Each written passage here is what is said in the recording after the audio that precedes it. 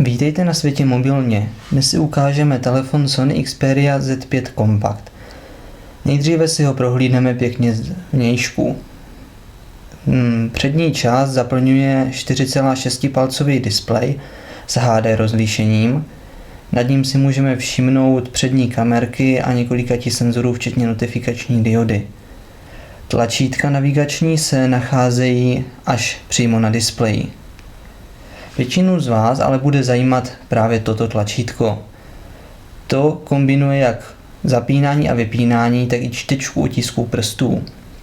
Můžete si všimnout, že je umístěno velmi dobře, takže při normálním chycení na něj palec pěkně doléhá. Vedle něj máme kolébku hlasitosti a tlačítko, které zapíná fotoaparát, a to v jakékoliv situaci. Takže zmáčkneme a jsme v prostředí fotoaparátu.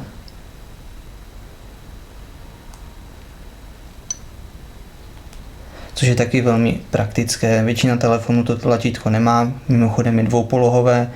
Namáčknutím se zaostří, domáčknutím se vyfotí. Zde si můžeme všimnout krytky, která zakrývá sloty jak na SIM kartu, tak na microSD kartu.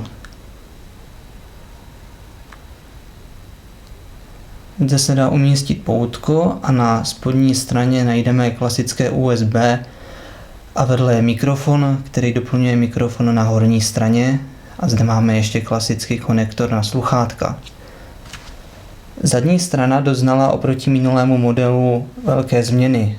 Zde nemáme sklo, ale máme zde pěkně matnou plochu, která až tak moc na které se až tak moc neuchycují otisky prstů, i když samozřejmě trošku jdou vidět.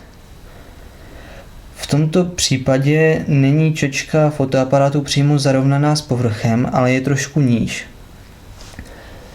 A co je důležité, tak tento model nemá kovový rámeček, ale rámeček je sice bytelný, ale je plastový v tomto případě.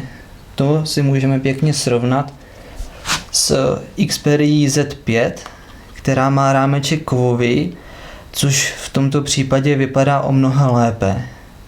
Také si můžete všimnout, že dospělejší Xperia je tenčí. A to porovnání nevypadá až tak moc pro kompaktní model dobře, vypadá lehce neohrabaně, když to přímo srovnáme. Samozřejmě, když to nesrovnáváme přímo, tak to tak drastické není. Tak, tímto bychom asi ukončili základní prohlídku telefonu Sony Xperia Z5 Compact.